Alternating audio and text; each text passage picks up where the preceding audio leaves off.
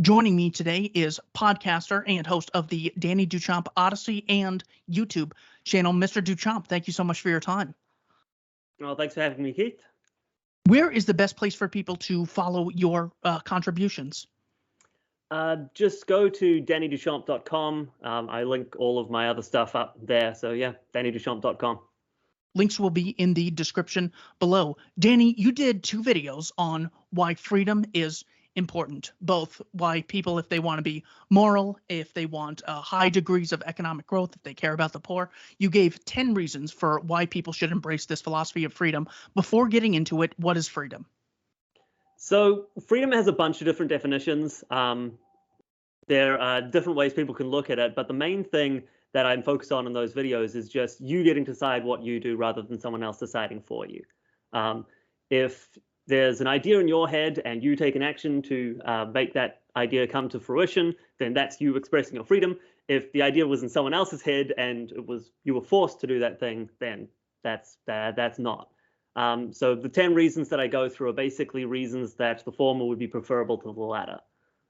Let's go through each one of these. First, you say people are more willing to make good decisions for themselves than others. Please explain what that means. Yeah, so I think a lot of people immediately think that human selfishness, as this one is kind of referring to, is a good argument against freedom, right? They say like that libertarians, you guys are so idealistic. You think that if given freedom, people will just do good things for themselves. But actually, that's generally what we want. If you sort of think of society from the perspective of, some kind of planner who gets to decide not what happens, but instead who makes decisions for who, what you'd end up just realizing is that the best person to make a decision for a given person in order to maximize benefit to everyone is that individual person, right? And the reason there is, if you imagine, this is the argument that I use in the video, if you imagine someone who feeds you when you're hungry, clothes you when you're sick, cleans you when you're dirty, amuses you when you're bored, then you have imagined someone who is way more willing to do good things for you, way more altruistic towards you than anyone in real life actually is. Even your parents when you're a baby, is that even they take more of a break than this hypothetical person. But that hypothetical person is you. Right? You'd actually do all of that stuff for yourself. That's, I think, overwhelming evidence that people's willingness to do good for themselves is greater than their willingness to do good for others. Not that there isn't a willingness to do good for others, just that their willingness to do good for themselves is greater. So if you're trying to get the maximum benefit for everyone in society as this hypothetical central planner, what you should do is give people control over their own lives, right? They will create more benefit for themselves than if you gave them control over someone else's life, because they're less likely to benefit that person. Yeah, I think one of the great things that the free market makes available to people is the opportunity to delegate things like your entertainment or your finances, or if you're on a diet, you can have personal trainers and all this stuff. So even if you don't necessarily trust yourself, that's fine. You can delegate these things to the experts or whoever you consider the experts to be. But we always run up against this. Well, people are so ignorant and short-sighted. Well, then, dear God, we can't have a government. I mean, what species are the politicians? Are the politicians going to be like plants and owls? No, they're the people who you just said are so dumb and stupid and short-sighted. And the democracy you also believe in, who's going to do the voting in this democracy? The people are so bad. We need the freedom to opt out of dealing with all these bad actors. Are you familiar? That is actually a good point there when you say that people can delegate. When I say that people are more willing to make good decisions for themselves, I don't necessarily mean that they should make every decision without help from anyone else. But that in itself is your own choice, right? So if you delegate that, then that's still you knowing that that person is going to make a better decision for you, and so it's still your choice. Exactly. Yeah, it's a legitimate extension of your choice, as opposed to the illegitimacy of voting for someone to rule over millions of strangers.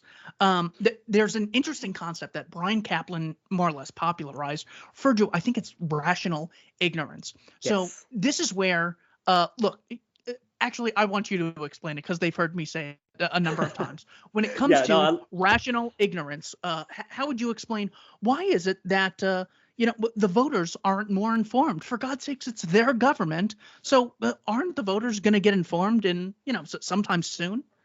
yeah.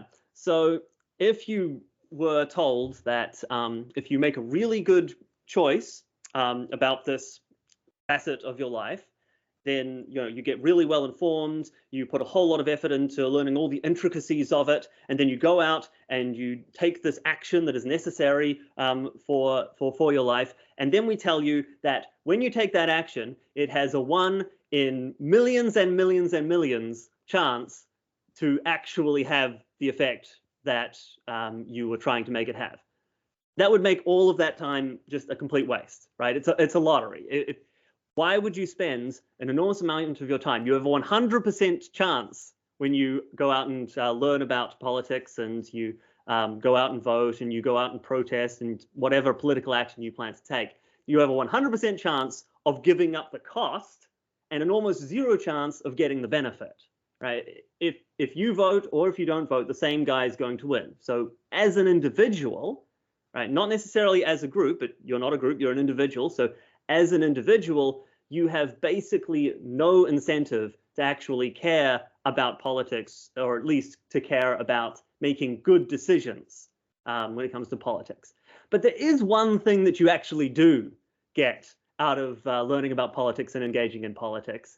And that thing is the feeling that politics gives you. So what people will tend to want to do is, instead of trying to take action that works, they'll want to take an action that their tribe agrees with, whatever their political tribe happens to be, or take an action that makes them feel good. And they'll even select their beliefs on that basis, right? Usually when we want to select a belief, we want to get a belief that's going to be useful for us to make decisions in the future.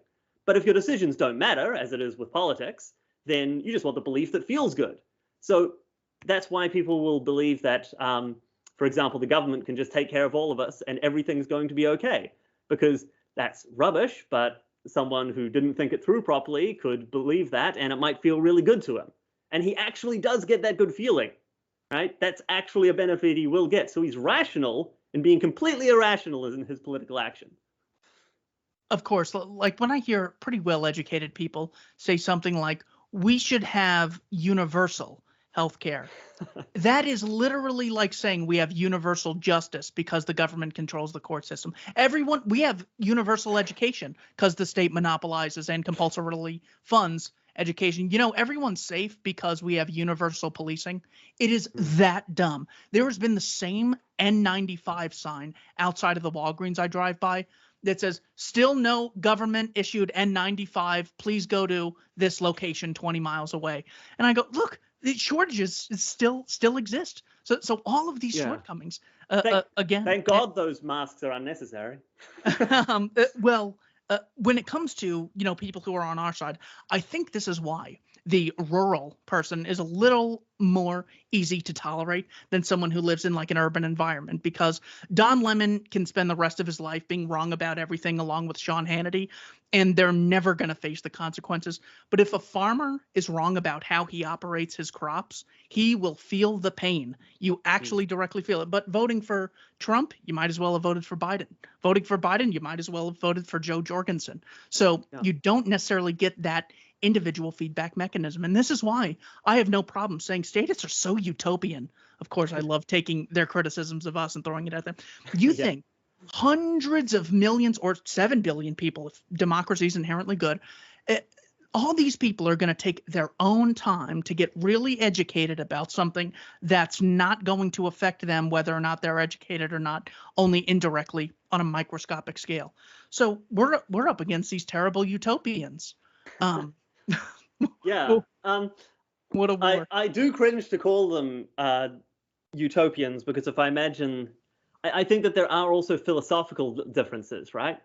So this might be a bit of a sidetrack, but I've been thinking about it a lot recently. So like, is a communist a utopian, would you say? And it would depend, not necessarily, just by advocating the abolition of private property? No. But someone who's a communist because they say shortages exist or scarcity exists as a causal result of there being a capitalist system, that's an absolute utopian. But no, communists not necessarily are. So I think that, a lot of people do tend to call communists utopian, and I think that it applies to statists in general, but communists are the more commonly attacked target. So when people say that, they'll often say like, communism doesn't work, right? It sounds great in theory, but it doesn't work. And that's kind of what you're saying, I feel, when you say that like a communist is utopian or a statist is utopian. If you're saying that they're utopian, you're saying that there's something about their system that sounds good, that sounds nice. And I think that that's true in some very surface ways, right? Because, for example, in their system, as they describe it, everyone has lots of food and no one wants anything. But that's true of everyone's system. If you think about the things that they're willing to give up to get that, right? They're willing to give up, their individual freedom and their personal autonomy. And that starts to make me think that they're not quite utopian. Like, philosophically, the things that they value actually seem to be different. So I don't even think I could call them utopian. I think my original justification would be Thomas More's explanation of utopia being the perfect place that cannot exist or does not. I think cannot is the important second aspect, simply because scarcity, when we're talking about existence, it has to exist in the real world. And simply scarcity just exists with, even if there's an abundance of everything, your time is scarce. Every time you spend every second you spend doing one thing, every piece of concrete that goes towards this public school is not going to this cathedral. So there's always choices being made. And because they almost explicitly, we should have abundance instead of scarcity, those are utopians. So that's just my explanation. I think you're totally right, though, that about your original objection. I want to get through the rest of these. Oh, yeah, of course. That one took 10 minutes. Point number 2. People have better information on their preferences than other people. Yeah, so this one is related to the first one. Not only are people more willing to take actions that benefit themselves, people know what's going to benefit them better than others do. Now, this is where your point about delegation becomes really important, right? So you definitely know your preferences in the sense that you can tell instantly, better than anyone else can, when you're hungry, or when you're tired, or when you're bored, etc. So if we want people to take actions that have the greatest benefit, if we're strict utilitarians here, then what we want is for people to take actions that for themselves, that affect themselves, because they'll want to benefit themselves, but also because they know what's going to benefit themselves. But as you say, delegation is important there, because the common rebuttal will be, well, this expert might know more than you and therefore will know what's good for you, right? This doctor or this mechanic, I don't know. It doesn't really matter, any expert. But the thing is that people can recognize that, right? You as an individual can say, oh, this guy seems to, his patients have a better track record than people who just kind of stick to themselves when they're sick. So I'm going to go to this doctor, right? So even if you think that there are other people who are better informed, then you always have the option to delegate to them. Number 3, if you know you will control your future decisions, you are more able to make good present decisions. Yeah. So this one's dependent on realizing that the option is you controlling yourself or someone else controlling you. If someone else controls you, he won't control you all the time. Right? That's not feasible. There's going to be some situations where you'll have to make decisions for yourself, however small they are. Right? The slaves on the plantation, and even people in prisons and gulags, they still make some decisions for themselves. There will be some action, some physical actions that they will take for themselves. Given that that's the case, you're going to have to make some decisions for yourself. Those decisions will be worse if you don't know when you're going to get a moment of autonomy again. Right? Any action that you want to take that might bear fruit in the future, Well, if you don't know you're going to have the autonomy to reap the fruit of that action, then you won't make a long-term investment, right? You won't do anything that is going to take a while to pay off. And so any time when that long-term thinking would have been the best option, all those options are swept away, and so the average quality of your decisions will be lower. Number 4, freedom is the perfect Schelling point. Yes, Thomas Schelling. So we need to talk about that idea because I don't think too many people are familiar with Schelling points. So basically, a Schelling point's just a point that seems significant to you. My favorite example is 2 bank robbers have just robbed a bank, and the cops are coming, and they need to agree really quickly on how they're going to split up the loot. Right? They haven't made this decision, and they need to decide quickly. How do they decide now before the cops come and get them? 50-50. Right? That's what most people would just say, 50-50. And if one of them wants to say otherwise, then it seems that they'd have to make an argument that it should be more or less than 50-50. But, why is that the starting point? Why is that the point where they start the negotiation? Why isn't it like someone has to make an argument why it shouldn't be 40-60? Right? Why is the 50-50 the point from which they argue? And the reason is just that it seems significant. It just seems in our society, maybe psychologically, it just commonly seems significant to people. It seems obvious, and so that's the starting point. Those things are actually really powerful, like, as you can see with that example, which I think I stole from David Friedman, actually. But yeah, as you can see from that example, that actually has a significant impact there. It's helping to determine how much of that stolen loot they're going to get. And in society in general, what we have is hopefully, and to some degree we actually do, have a Schelling point around freedom. Right? It's not that I have to make an argument as to why I should be able to make my own decision in this instance. It's that in general, I can make my own decisions, or we think I should be able to make my own decisions, and you need a damn good reason that I shouldn't be able to in this instance. The starting point, the Schelling point, is individual autonomy. And the reason that that's really important, that constitutes actually a separate entry in my list here, is that in a situation where you can actually show that, oh, well, actually, in this case, things will be better. We will all be better off if we take away your freedom in this instance. And it's like, okay, but there's an additional cost there that you're weakening the Schelling point, right? If it starts to become more of a pattern that in society, the way we tend to act is you don't have freedom until you have a good reason to have it, right? Then the Schelling point has moved. So if you take away someone's freedom, then you are damaging that Schelling point in society. It's an additional cost, an additional reason not to take away people's freedom. Number 5, your deeds are more meaningful if freely chosen. Yes, so this one's really straightforward, and I think that everyone feels it. If you give to charity, you probably feel good about yourself. If I actually just forced you, point of a gun, to give money to that charity, you will not feel good about yourself. That shows that there is some meaning that we derive from our freely chosen actions that we will not derive if we cannot freely choose our actions. Number 6, freedom results in mutual benefit. Right. So this is an entry point to saying that freedom results in capitalism. But at the very base level that I'm talking about here, this base philosophical level, it's just that if 2 people both agree on doing something, right? So neither one is having their freedom taken away, neither is making decisions for the other, they're both making decisions for themselves.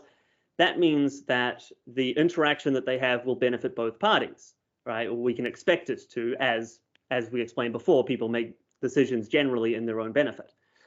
So these 2 people will make a decision that will benefit both of them. If instead one forces his will onto the other, that benefit is now monodirectional. He wouldn't have needed to force his will on the other guy if it was benefiting them both, right? So the fact that he's forcing him, that means that we should expect that this is a monodirectional benefit and therefore less reason for there to be more benefit. Lack of freedom is a waste of brain power. So if you imagine society as a big computer trying to figure out what everyone should do, if you take away various people's ability to choose for themselves, presumably you're not going to give them power to choose for others. Like everyone doesn't just get, you get the power to choose for that guy, who gets the power to choose for that guy, etc., etc. No, what's going to happen is you're going to have a smaller group who's going to have to make decisions for everyone. What you've just done there, in comparison to the situation where we all make decisions for ourselves, is you've just chopped off the vast majority of humanity's brain power. We're not using that in the decision-making process for society. The reason I like this one so much is because it does take someone to really humble themselves and say, you know what, I am playing my role in the division of labor, and other people are better at these things, so I should make sure the most amount of people have the greatest opportunities to voluntarily make trades that make them better off, because that allows us to really maximize our brain power in ways that if Apple computers could only be sold in wherever, I think Steve Jobs' parents were from Syria or something, only in Damascus, Apple products can be sold. Everywhere else, there's protectionism, and it has to be local for the sake of preserving jobs. What a brain power. What amount of brain power is being killed? The example that I use for why private property is so important is that if you take a keyboard, a piece of capital, let's just say either you agree that it's a piece of capital because you can use it to make money, or just think of it as an analogy.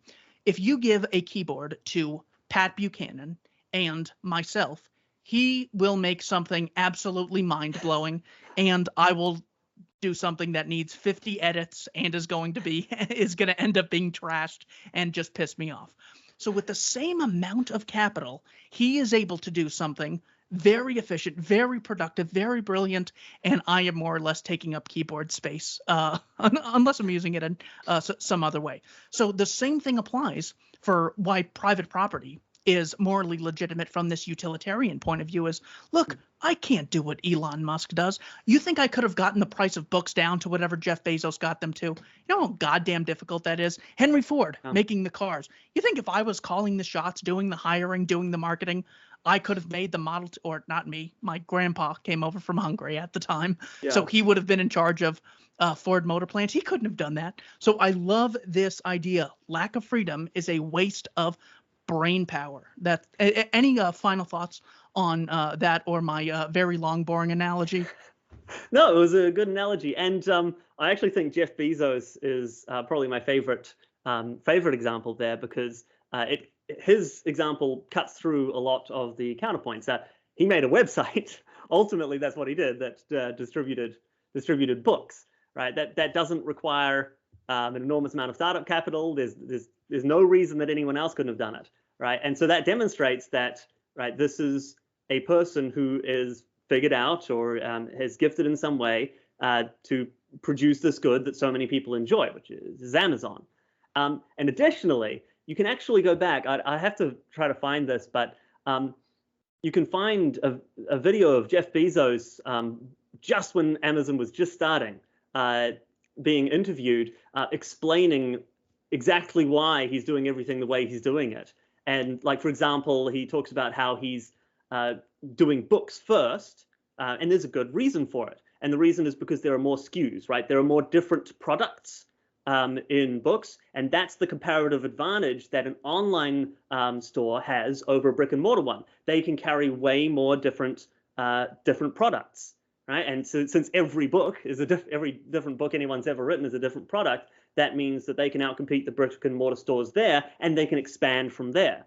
And that makes perfect sense, and it played out in reality. So, you know, it's a demonstration that this is a guy who knows what he's doing, at least in business. I'm not endorsing anything he said politically.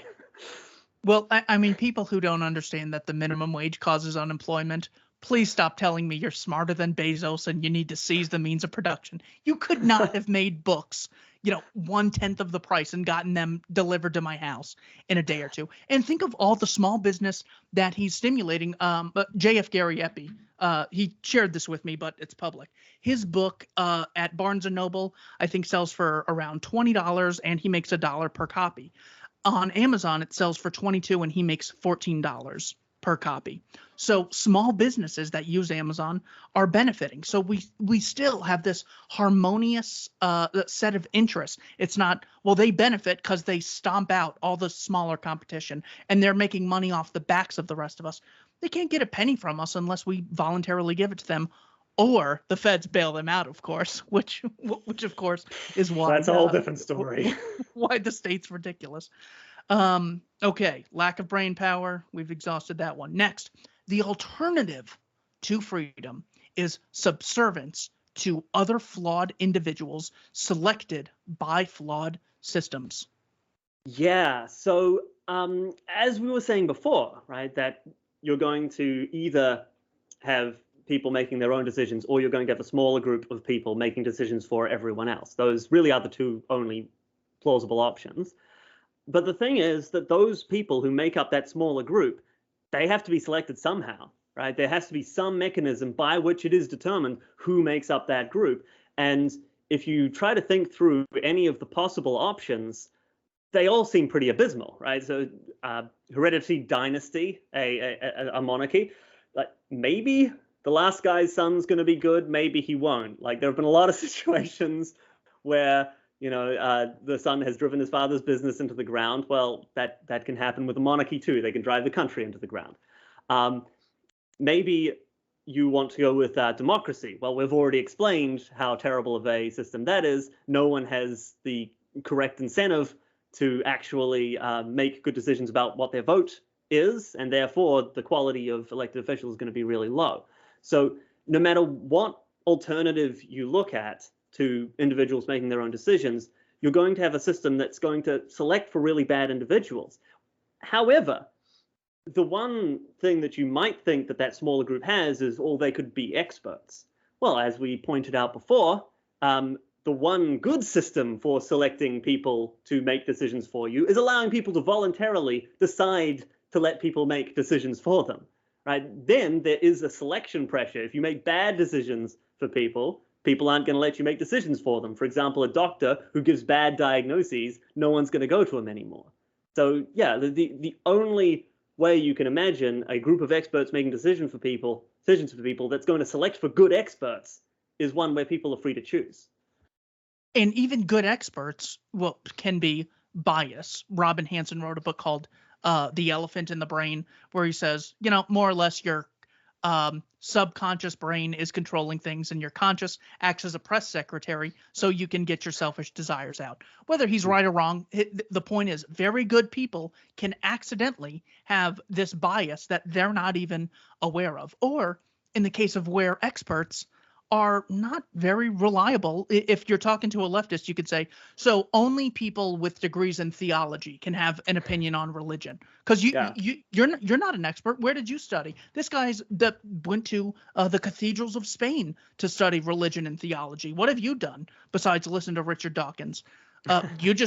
He's worse than Joe Rogan. Of course, you could just everything that they criticize you for questioning the current narrative about the vaxxers on. You could say that to them about religion. But we need to not let people have opinions on foreign policy. The CIA, those are the experts. Raytheon and the CIA, they've got things handled. So yeah, you can have experts. There are a lot of people who would have that position, unironically, by the way. No, and that's why they shouldn't have any power to vote for the rest of us to have to fund that stuff. But those are two examples where you could clearly see the experts, while they might even have the most information, they're so entrenched and have no incentive to question the status quo or see things clearly that it's not always clear we should have experts calling the shots. That's why freedom and subservience to other flawed individuals. That's a great one, because people are always saying that humans are flawed, therefore we need a state. Excellent point there. Number 9, there is dignity in freedom. Yes. So this is another one that I think that pretty much everyone will feel instinctually if they just think about the alternatives. If you imagine someone who is completely subservient to a master who does whatever he says, right, just to make that clear by using the extremes. Imagine a man who's completely subservient, does whatever his master says, never does steps out of line. No matter what happens, he's just completely controlled, and he just does whatever he's told, completely subservient. Imagine, on the other hand, a man who makes all of his own decisions, and even imagine, right, just to make the argument stronger, even imagine that he fails sometimes. He makes bad decisions for himself. I still think that if you imagine those two individuals, even if the one who's subservient ends up better off, I think that you'd find the guy who's making his own decisions, who's doing it for himself, somewhat more dignified and a little less craven. Yeah, and that's always the example when they're talking about things like Jim Crow, white supremacy, or slavery. It's never, we weighed the utility monster calculations, and it turns out under white supremacy, blacks have lower GDP than if there wasn't white. They just say, no, it's inherently bad. You're stripping a human being of their dignity, their ability to pursue their happiness. Don't waste my time with a cost-benefit analysis. It's inherently bad. They'll even say, well, racism does not treat someone as an individual. The I forget the gentleman's name, but he famously went on TV and said, I don't know what some of these racist whites see when they look at me, but they don't see me. They might see a black or some primitive person, but they don't see me as a real human being. Gosh, I feel horrible. I can't remember his name. The point is, James, whatever. The point is that people agree with this in so many other aspects. Not only do they agree, they passionately agree in all of these other aspects. So much so that even when like Mark Dice would go up to people in a parking lot and say, you mind if I search your car? He does, whatever a cop would always do, and I like it. And people would say, "Oh my God, what are you talking about?" Both times he had the police called on him for passively doing what cops actively do all the time.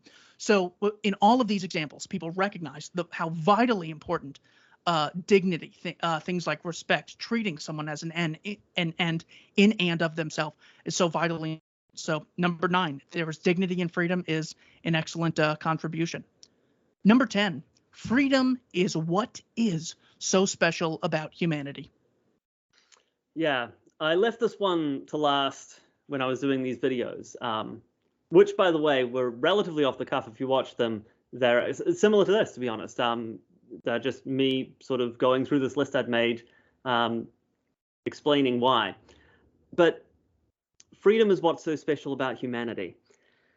It's a bit philosophical, but what I tried to do is try to imagine that you're going through the universe, right, trying to find the most amazing thing that there is, right? I don't know, you find black holes and quasars, and then maybe you look down on specific planets and you find really amazing chemical reactions. There's a hexagon on Saturn, by the way. That's weird. What's up with that? But there's lots of amazing things out there.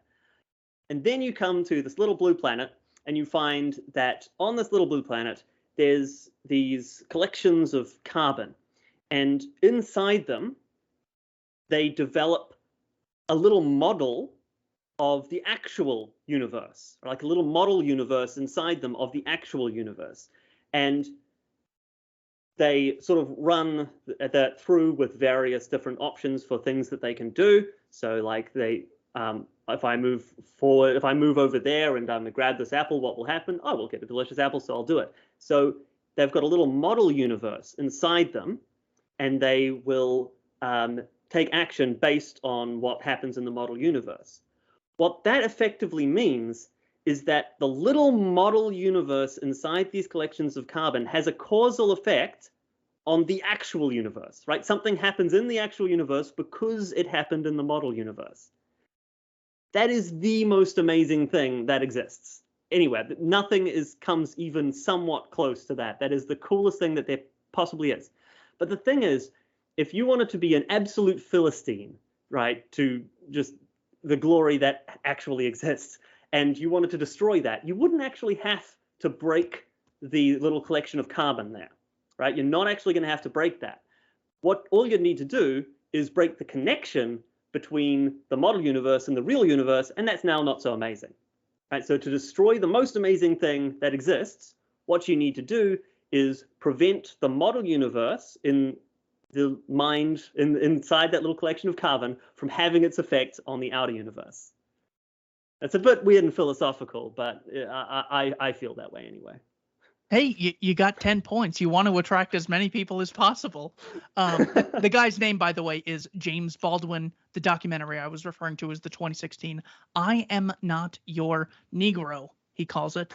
And the point is that just as you wouldn't hear people fond of the idea of let's repeal Jim Crow and then see if it works. What do you mean works? We're going to do some studies and check the metrics? No. There's no works. Humans have inherent dignity. That was the point I was getting at. There was a copy of the Communist Manifesto, and there was an introduction by a former communist. He's very still sympathetic, Vladimir Posner. He was writing this in 1992, so just after the wall fell. He says, economic equality is socialism. That is to say, a system which a decent livelihood is secured for all. This does not mean identical wages for one and all, but it means sufficient subsistence for one and all to enjoy the inalienable right to the pursuit of happiness. In short, socialism is a society where some have more, some have less, but there are no have-nots. A system that could be called non-egalitarian equality. If I want a system where there are no have-nots, why should I support anarcho-capitalism? You shouldn't. There is no system that will have no have-nots, right? The universe is scarce. Everything in the universe is scarce, meaning that there is a limited amount of everything.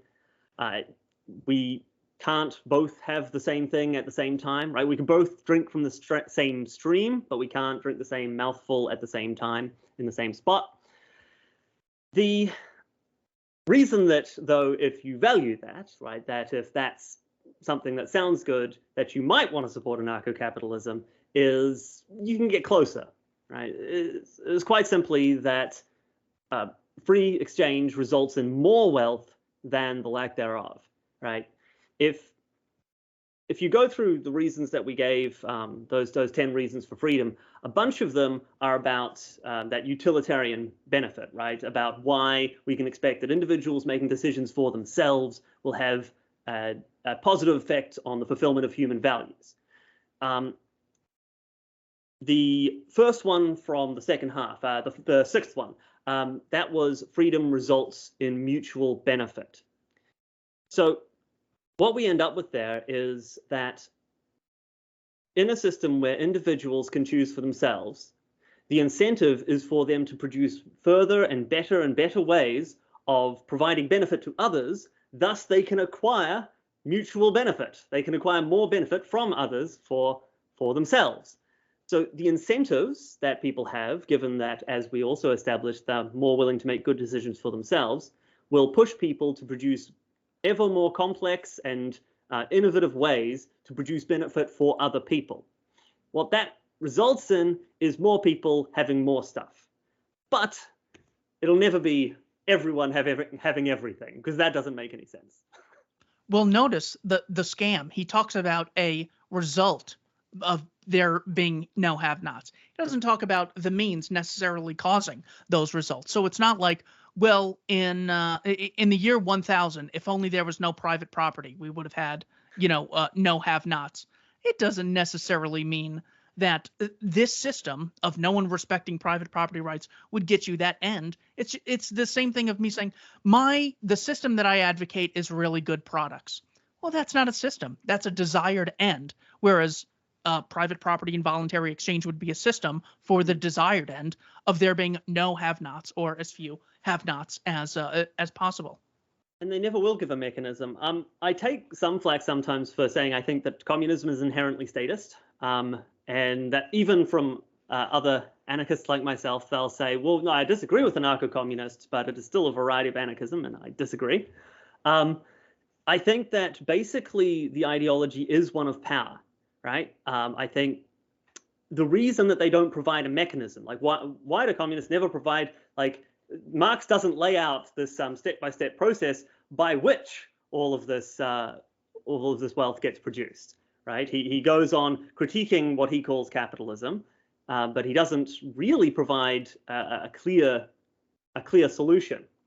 Now, the reason is because what he calls capitalism is people doing stuff, right? That essentially is what it is, right? What he says is private ownership of the means of production, but that's a really blurry line. The means of production is a thing. Means of production just means a thing you use to produce a thing, right? And in a certain sense, everything is an instrumental good in that way, right? My frying pan, right? I use it to produce food for myself. You could argue now that that's a capital good. That's a means of production. It really depends on where you're willing to draw the line. So what in effect it can be used for, which is I think what the point is it can be used to say that anything that anyone is doing is that is capitalist exploitation, right? That they can really use it against anyone. And the exception, right, is what we, this collective, which always inevitably means some kind of state, right? There needs to be some system of organization for this group. We, the collective, meaning the state, should impose this policy or this strategy or whatever it is in order to rectify this capitalist exploitation. So I think that it's basically, it doesn't make sense how it would have developed, like communism. If you try to think, like, does this seem convincing? No, they aren't actually producing any mechanism by which they can achieve their results, but it does make sense as a mechanism for justifying literally any state intervention that you want. That's the only reason that I can think that the ideology could have existed. Yeah, I think that's a great way of saying his definition of capitalism: things that occur that people do. So Yeah. if you say, well, we're against private ownership, and this is where one group forcibly excludes significant amounts of land. Well, if the workers control Ford Motor Company, well, then the workers privately own the organization. Winco is an employee-owned supermarket in Arizona, but it's not like any customer can just walk in and start taking stuff that the employees have built. The employees are the private property owners, and you don't want to necessarily own stock in the company you work at. You want to be diversified. So if you work at a supermarket, you might want to own Verizon or Apple or a place you don't work at. The commies are so dumb. They don't understand, or they don't even appreciate diversifying your portfolio. So if you work at a place, you should have all your eggs in that one basket. And they want to tell me how to centrally plan the lives of 7 billion people. They don't know what diversification means. And when they talk about the workers, they don't talk about entrepreneurs who come up with the idea, decide what to sell, how to market it. That doesn't count as work. All that unpaid labor is no work. Additionally, actually, while you're on that point, most companies that are now mega corporations started as worker-owned. The thing that people, for some reason, don't seem to acknowledge is that the CEO is an employee, right? That's a worker. So in the situation before the public option, right, before they actually start selling their stock on the stock market, a lot of those giant corporations, even at the point where they're giant, and the ones that don't like sell off their stock, right, the ones that don't ever do a public option, which some giant corporations actually do, they are worker-owned because the CEO, right, he owns and runs the business, and what he's doing is work, right? He's figuring out how to proceed in the day-to-day running of that business. Right? That's a necessary task for the operation of the business. So, yeah, until the public option, all of those giant corporations are worker-owned. I don't think that a communist is going to agree with me there. I don't think they'd have a reason not to, but I think that, as usual, they'll arbitrarily say, no, evil capitalist exploitation. And the reason is because that company has money they want. Whereas the poor workers, right, you could explain it, they just care about the poor. That's why they don't count some barbers who own their own barbershop. They would count that as a worker-owned worker-owned company, but not some giant corporation where the CEO is the only stockholder, right? You could explain that they just care about the poor. First of all, that's not what they say. They say that they care about capitalist exploitation. That's a different thing. But even if we go past that and say, well, they just care about the poor, there is another explanation. The rich guy has stuff they want to expropriate, and the poor people don't. So it really seems to me that what counts as capitalist exploitation is whether you have stuff we want to steal from you. Of course, they never say the boss steals surplus value unless it's an unprofitable business. In that case, the employees are stealing surplus value, and they never talk about businesses that go under or working for $5 an hour, evil entrepreneur working for $0 an hour, investing time into a business. No, that's nothing. In fact, he's just a parasite. So they have nothing. Even children and the elderly and the disabled, they are expropriating the surplus value of the workers since they're not workers in and of themselves. Whereas libertarians say, hey, anything those groups get voluntarily, or parents certainly have an obligation to kids that they create, that is a just acquisition of property. But the communist has to say it's in their philosophy. So that's why gulags don't surprise me at all, that you have to work or else you're not contributing. You don't have any private property rights we need to respect. As far as I want to talk about just the word power that you used, are you using power as something inherently wrong where someone's dominating someone else? Or would the ability, for example, Adele makes one tweet and everyone talks about it for a day, or Kanye West has a lot of social power, Joe Rogan has a lot of social power. Would you use the word power to simply mean state coercion or any type of initiation of aggression, or is there social power as well you'd recognize as legitimate? So, like all words, power has multiple definitions. In fact, more than even most words, right? So the answer is I'd use it in multiple different ways. Hopefully, I make it clear by the context when I'm talking about power as in state power, right? Like, so the perceived right to commit acts of coercion towards peaceful people. But that is a specific type of power. But yeah, colloquially, I will also say, like, Joe Rogan has a lot of social power, or Adele has a lot of social power. Absolutely, I'll use the word that way. And I was actually glad you mentioned the thing about ANCOMs not being anarchists, because, of course, the original anarchists were a lot of communists, people like Emma Goldman.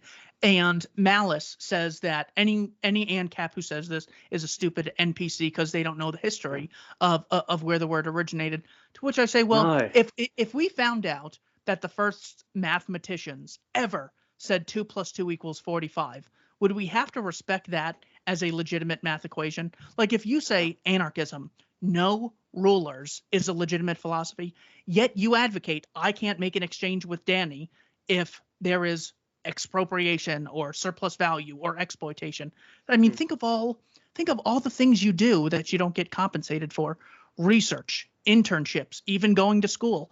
That is exploitation under any communist definition, where you're benefiting from my labor without, quote, just compensation, whatever the hell that means.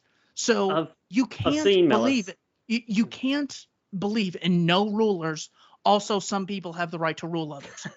That Yes. just cannot exist. Yeah. Yeah, I have seen Malice make that claim before. It's a little bit annoying because he just kind of assumes that it's not like he's just saying that the people who he disagrees with are wrong. It's also really dismissive. I just said it's NPCs, not even worth talking to. And it's like, no, that's completely wrong. It is a logical point, not a historical one. When I say that communists are not anarchists, I'm not saying that historically communists have never called themselves anarchists, or even that they didn't call themselves anarchists first. What I'm saying is that when I say anarchist, I mean opposition to rulers. And when I look at what these people who call themselves anarcho-communists advocate, they appear to advocate some kind of workers' collective that constitutes a state by my definition. So it's a logical point. They are not anarchists, whether or not they were the first ones to call themselves that. What is the most important thing you learned from the work of David D. Friedman? ANCAP. David Friedman is one of two people who is most, I think, credited with the modern anarcho-capitalist movement and ideas.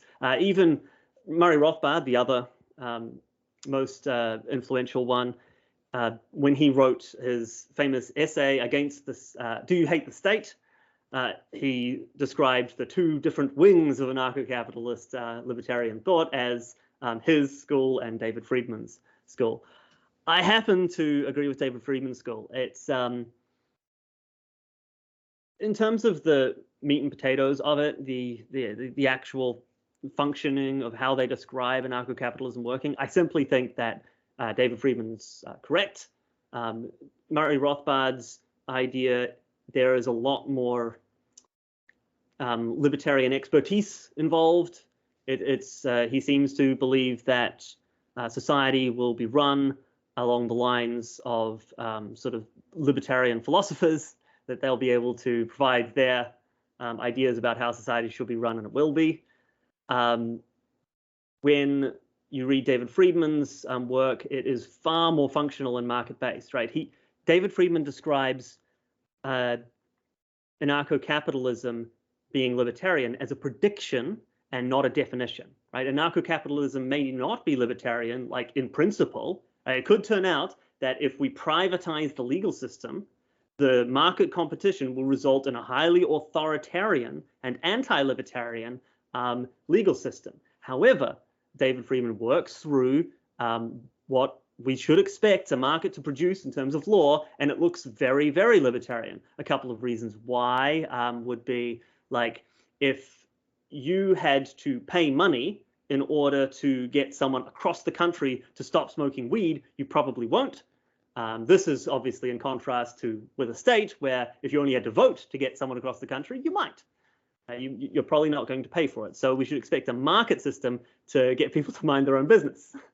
And I suppose I could leave it there. But yeah, David Friedman contributed my idea of anarcho-capitalism, which is what convinced me when Rothbardian anarcho-capitalism, when I first read it, did not.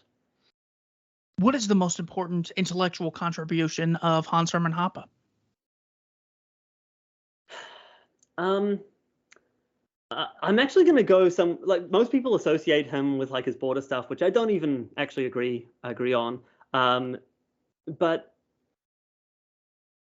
I'd say that Hoppe subtly altered Locke's, like John Locke's original homesteading idea. So John Locke, the idea was that the reason that you can own physical things other than your own body is because you're mixing your labor with them, right? So like you mix your labor with the soil, and now you own that. Like you mix your labor with these logs and build a hut because to take away that hut would be to take away your labor. You have therefore therefore it's the same as violating your person, right? And so that's how John Locke justified people being able to own things.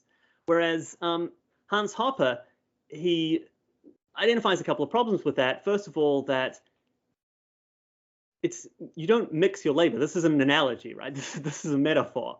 That you can't base your philosophy on something that shaky. It's much simpler than that.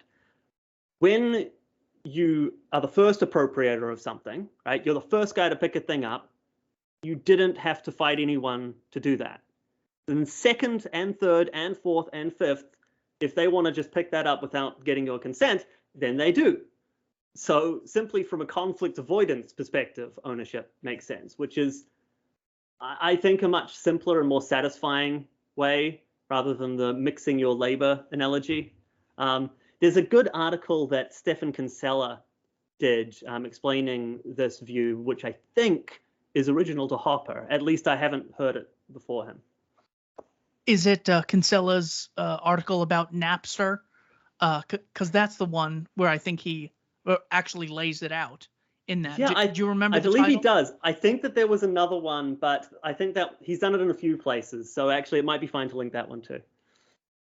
Please walk me through how you went from being somewhat of a progressive to a minarchist nationalist to an ANCAP. If you had to just really give me the pillars of, I thought X, then I thought Y, then I thought Z, and then I thought G. But please walk us through your ideological history here. Okay. Starting point, I think that I always have instinctually believed in freedom, but I believed a lot of the general ideas that my society had given me, which was the sort of capitalist exploiters narratives and things like that. So first, I believed in large government redistribution, a heavy-handed state that basically takes care of you from cradle to grave. I would almost call myself a communist at that point. That was sort of teenage years, though. And then I was influenced by the internet, and I started drifting gradually to the right. Sort of came to a head around sort of Brexit and Trump and these sorts of ideas. There were a lot of YouTubers and other people online, and that slowly influenced me to become more nationalist. I ended up becoming... I was interested in libertarian arguments as well during that time, so I started reducing how much I liked the state doing things, but I also became a hard nationalist.